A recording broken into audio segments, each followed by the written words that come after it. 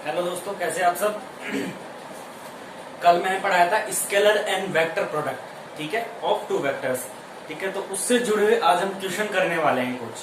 ठीक है, मैंने क्वेश्चन लुसेंट फिजिक्स की बुक के अंदर से लिए हैं, जो मैं आपको सॉल्व कराने वाला हूं कि इस तरह से क्वेश्चन आपके पूछ जाएंगे। ठीक है, तो ध्यान दीजिए।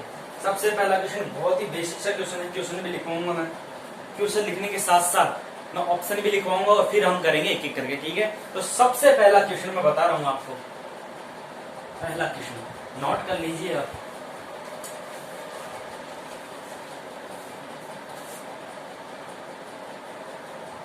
यदि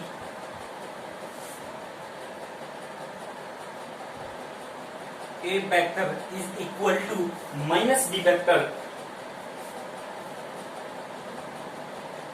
है तो इसका अर्थ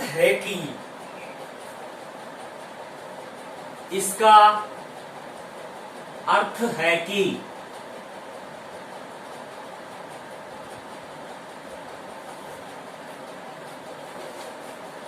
ए वेक्टर तथा बी वेक्टर क्या होंगे। मतलब यदि A vector is equal to minus B vector हो तो इसका अर्थ है कि ए वेक्टर तथा बी वेक्टर क्या है, यहां पर किस तरह से है। तो ऑप्शन आपको दिए हुए हैं। ए, जिस तरह के क्वेश्चन में पूछे जाते हैं उस तरह से मैं बता रहा हूं।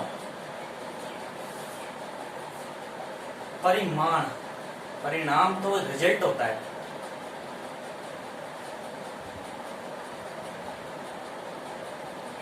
परिमाण मतलब क्वांटिटी। ठीक है, परिमाण में समान है।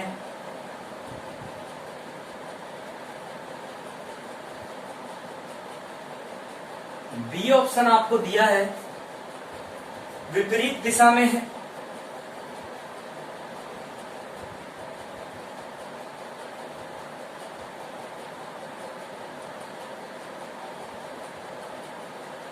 ठीक है, और सी ऑप्शन जो आपको दिया है वो है एक ही दिशा में है।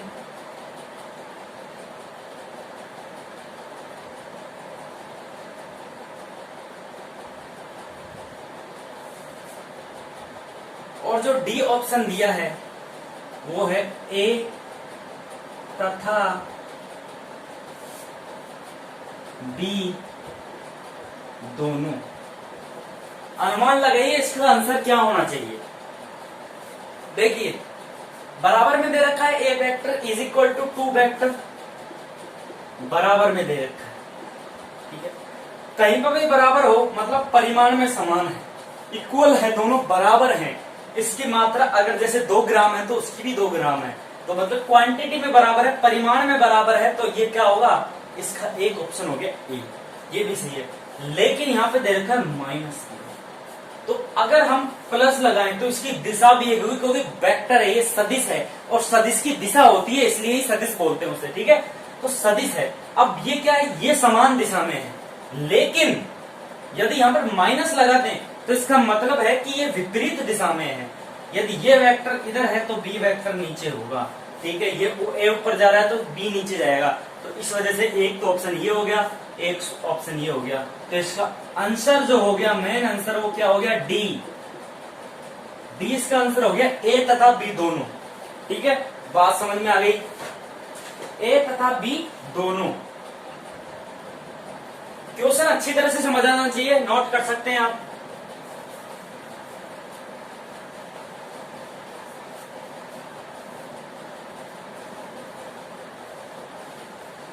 दूसरा क्वेश्चन, अब मैं न्यूमेरिकल करवा रहा हूं। ठीक है, दूसरा क्वेश्चन क्या कह रहा है कि यदि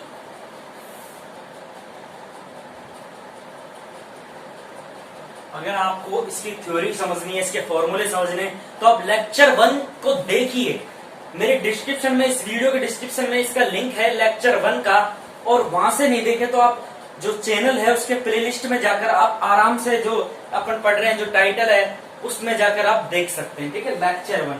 ठीक है, तो क्वेश्चन क्या है, यदि A vector is equal to B vector plus C vector, ये दिया हुआ है, और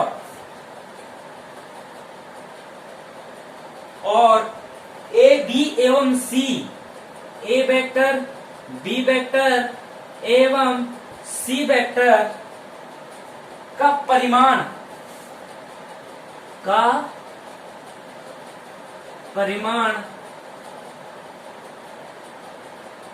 क्रम से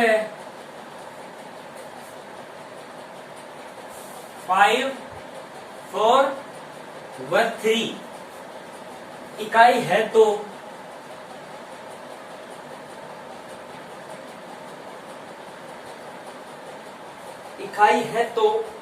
ए एवं सी वेक्टर के बीच का कोण बताइए।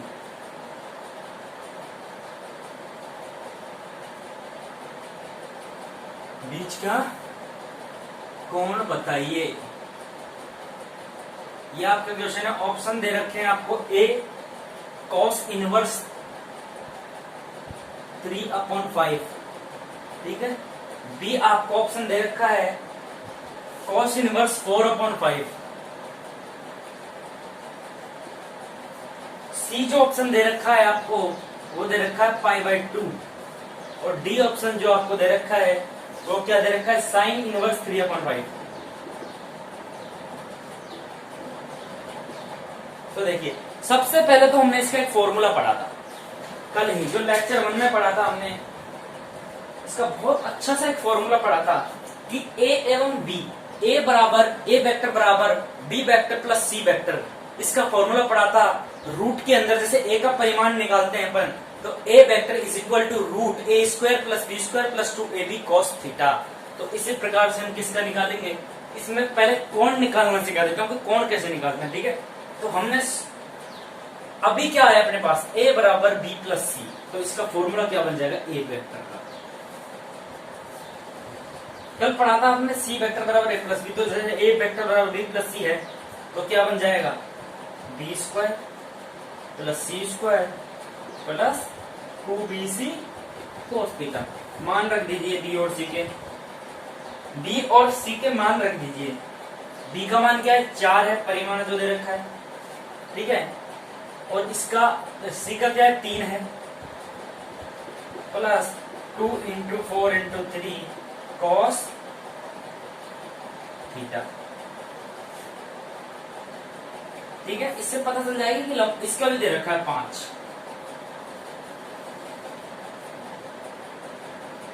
सॉरी स्क्वायर है 16 प्लस 9 प्लस 8 2 × 4 दुनिया आती है 24 cos थीटा, ठीक है। इधर सॉल्व कर देता हूँ बाकी। देखिए 5 इज इक्वल टू 16 और 9 25 प्लस 24 cos थीटा।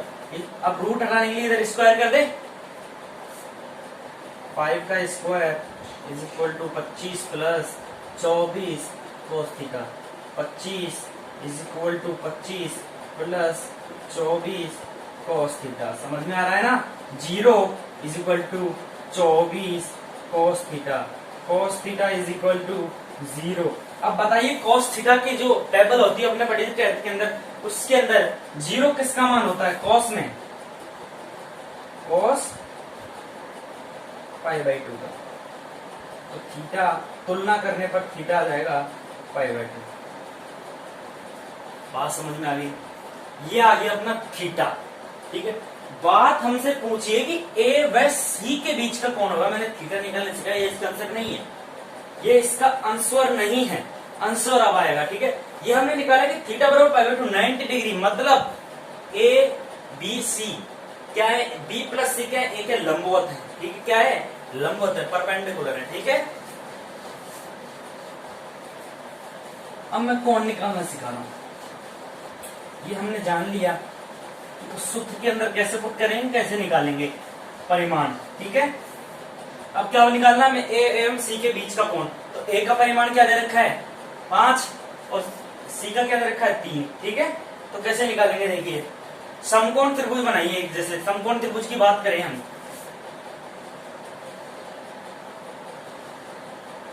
ठीक है।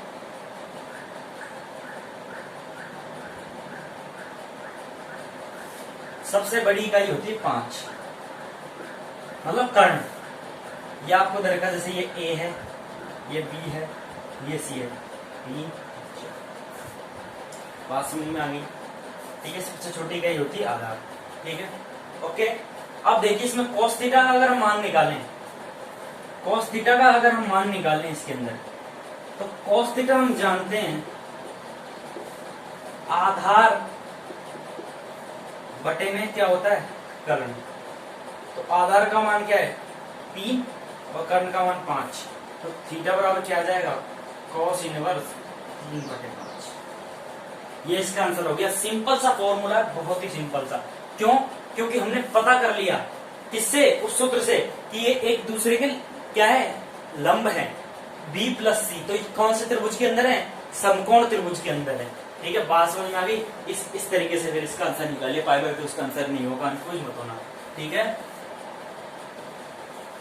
नेक्स्ट क्वेश्चन करेंगे अब हम।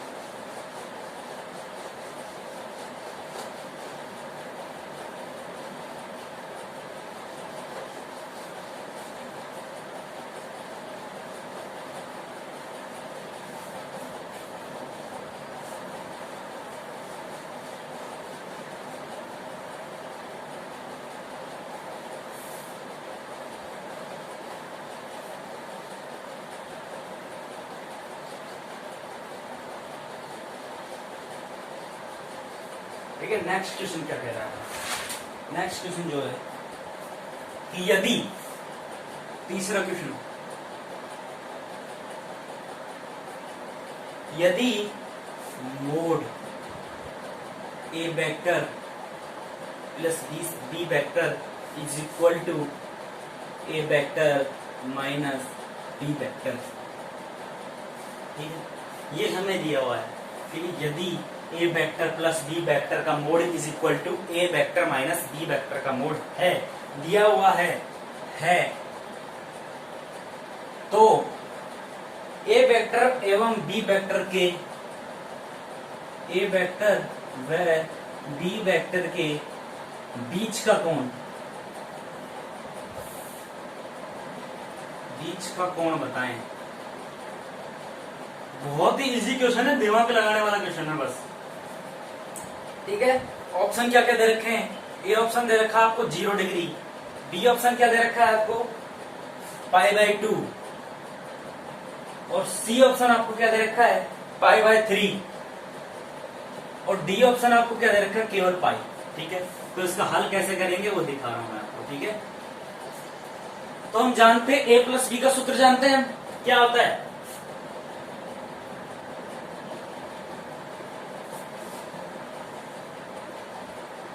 ए square plus B square plus 2ab cos theta.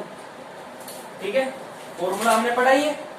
ठीक है, अब देखिए यदि हम a माइनस बी की बात करें, a vector minus B vector, ठीक है, तो देखिए फॉर्मूला क्या बनेगा, मतलब माइनस का b लेना, a तो प्लस का ही, माइनस का b square plus 2a minus का b cos थीटा। ठीक है, इसकी बात कर रहे हैं हम। ठीक है, तो देखो ए स्क्वायर माइनस बी का स्क्वायर प्लस का बी का स्क्वायर हो जाएगा, यहां पर माइनस साइन आ जाएगा। ठीक है, माइनस 2ab cos, बात समझ में आ गई, दोनों का मान समझ में आ गया, दोनों को बराबर कर देंगे क्योंकि दे रखा है, बराबर दे रखा है आपको। ठीक है, तो दोनों को बराबर करेंगे, इसको उतार लीजिए, मैं मिटाने वाला हूँ। ठीक है, अब पहले यहाँ पे कर देते हैं क्या क्या बराबर दे रखा है, A square plus B square plus 2ab is equal to A square plus B square minus 2ab cos theta. यहाँ पर भी cos थीटा आएगा ना, ये बराबर है। ठीक है, तो ये हो गया, मिटा दो।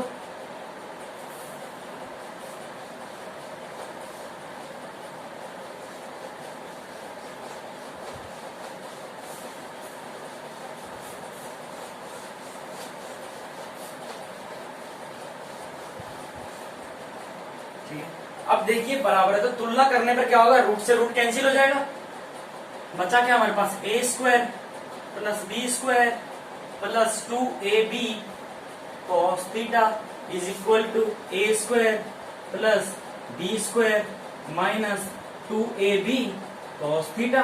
ठीक है, अब देखिए बराबर में इससे कैंसिल हो गया, प्लस का प्लस का साइन है, इससे कैंसिल हो गया, ये कैंसिल हो गया, कोई साइन चेंज है तो पंक्षांतरण करके इसको उधर ले आए तो 2ab cos theta plus 2ab cos theta is equal to 0। क्या हो जाएगा 4ab cos theta is equal to 0। तो cos थीटा क्या हो जाएगा, ये इसके नीचे जाके 0 0, तो वही बात cos थीटा में 0 किसका मान होता है, तो cos theta is equal to cos π/2, तो थीटा का मान क्या आ जाएगा π/2। बात समझ में आ गई, मार्कर थोड़ा ज्यादा चलने लग गया। ठीक है, बात समझ में आ गई।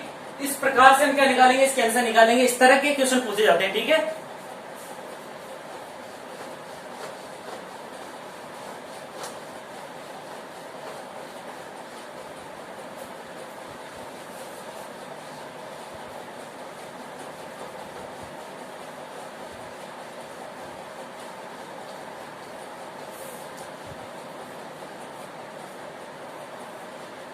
अगला क्वेश्चन,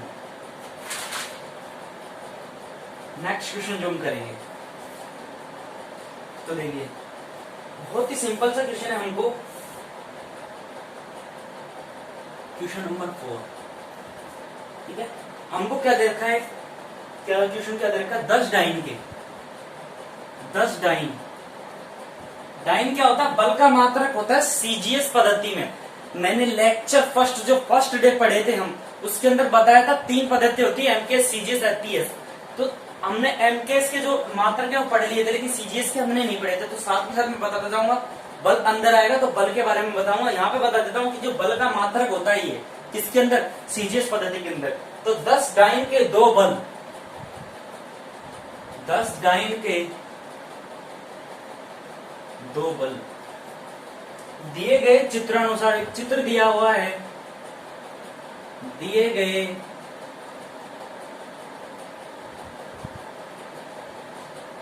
चित्रानुसार कार्यरत है।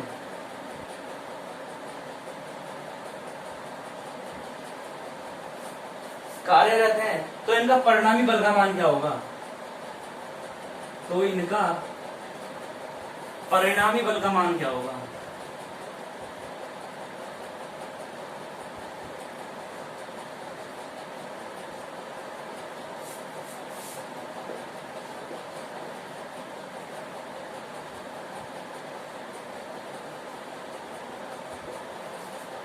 क्या होगा।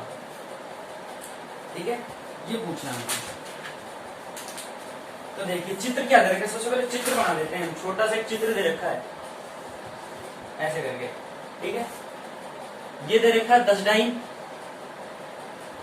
ठीक है, इसी प्रकार ये दे रखा है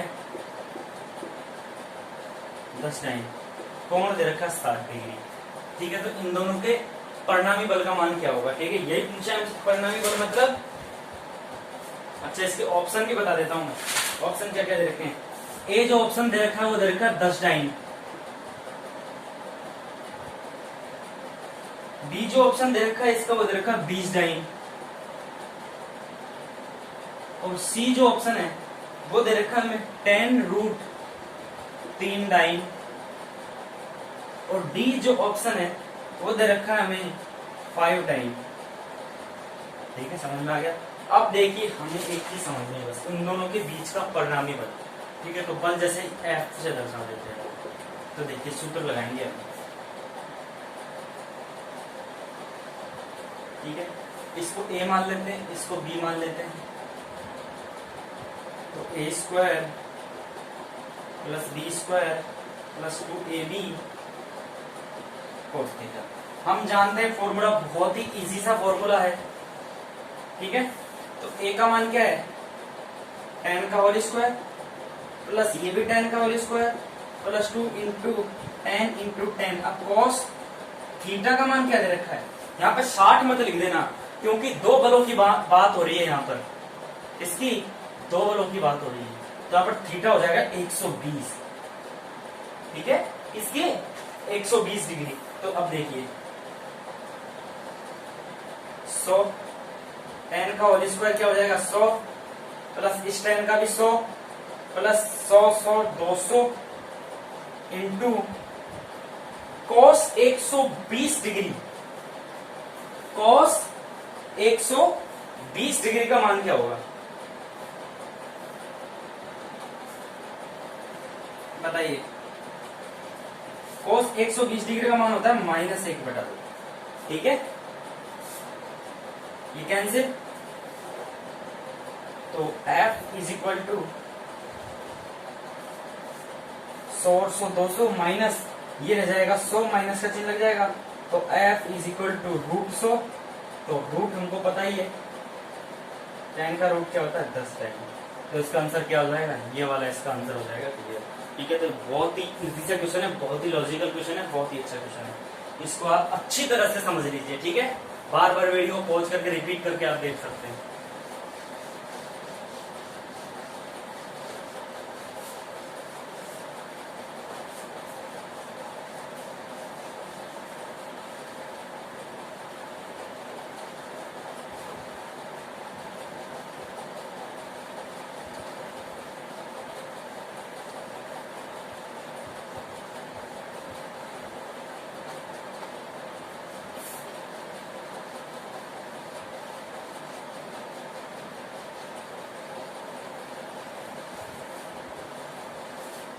लास्ट क्वेश्चन आज का, 5 क्वेश्चन कराएंगे, 4 क्वेश्चन करा दिए, 5वां करा रहा हूँ, लास्ट क्वेश्चन। ठीक है, तो इस मतलब जो हमने कल सेशन पढ़ा था लेक्चर 1 के अंदर, उसके अंदर केवल ऐसे क्वेश्चन पूछाते हैं, एक्स्ट्रा नहीं पूछेंगे आपसे। ठीक है, जो मैं लेक्चर बाय लेक्चर आपको बताता जाऊंगा, हर टाइप के क्वेश्चन न्यूमेरिकल कैसे पूछे जाएंगे, कैसे करे जाएंगे, एक 1 to 1 मैं आपको करवाऊंगा। ठीक है, तो नेक्स्ट क्वेश्चन बहुत ही अच्छा सा क्वेश्चन है कि यदि 5वां क्वेश्चन, लास्ट क्वेश्चन आज का, यदि A vector plus B vector is equal to C vector और A square plus B square is equal to C square है, तो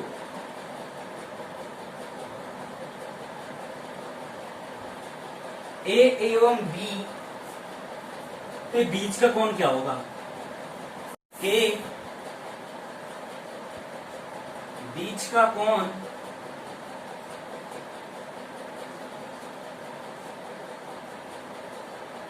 क्या होगा। बहुत ही सिंपल सा क्वेश्चन है, बहुत ही इजी सा, इसे तो आप भी कर सकते हैं, आपको समझ आ गया होगा। हमें दे रखा है A plus B vector equal to C vector. हम फॉर्मूला जानते हैं, इजी सा फॉर्मूला, बहुत ही इजी सा, A square plus B square plus 2ab cos theta. ठीक है, जानते हैं, तो इधर भी रूट कर दें हम, सी स्क्वायर क्या हो जाएगा, A square plus B square plus 2ab cos theta. अब हमें A square plus B square दिया हुआ है सी स्क्वायर, तो C square is equal to C square plus 2ab cos theta. C square जाके 0 is equal to 2ab cos theta. तो cos theta वही is equal to 0, तो cos theta is equal to cos pi by 2। तो theta का मान क्या हो जाएगा, पाई बाई। ये आपका आंसर हो गया, बहुत इजी सा। ठीक है, तो आज के ये क्वेश्चन है, बहुत ही इंपॉर्टेंट क्वेश्चन थे। यही क्वेश्चन नहीं पूछेंगे, इस तरह के क्वेश्चन चेंज होके आपसे पूछे जाएंगे। ठीक है, कुछ अलग भी पूछ सकता है, वो उसके ऊपर डिपेंड करता है, एयरफोर्स के ऊपर, SSR नेवी के ऊपर। ठीक है, ये 12th में भी क्वेश्चन आते हैं, 11th में भी आते हैं, 11th 12th के क्वेश्चन है बेसिकली है। ठीक है, तो आप इन क्वेश्चनों की और मॉडल पेपर से आप तैयारी कीजिए। जो लेक्चर फर्स्ट है उसको देखिए, उसके अंदर मैंने ये फॉर्मूले लिखवाए, जो ये फॉर्मूला है वो लेक्चर 1 के अंदर आपको बताया गया है, तो उसको समझिए। उससे जुड़े क्वेश्चन मैं आपको 5 क्वेश्चन करा दिए, अच्छी तरह करिए, बार बार करते रहिए। मॉडल पेपर जो आपको मिलेंगे वो नेट से मिल जाएंगे, या फिर बुक आती है, करतार की आती है, लुसेंट की आती है, अरिहंत की आती है, बहुत सारी बुकें आती है, बहुत सारी है बाजार मार्केट में, बहुत सारी। आप मॉडल पेपर तो कहीं से खरीद सकते हैं, और बाकी मॉडल पेपर नहीं खरीदो तो 11th और 12th के जो क्वेश्चंस होते हैं, जो फिजिक्स के, वो आप करते रहिए, सिलेक्शन आपका पक्का हो जाएगा। जो न्यूमेरिकल है वो तो पक्के हो जाएंगे। ठीक है, और बाकी आप क्लास लेते रहिए रेगुलर। ठीक है, तो नेक्स्ट लेक्चर मिलेंगे नए टॉपिक के साथ सीखने के हेतु। ठीक है, धन्यवाद।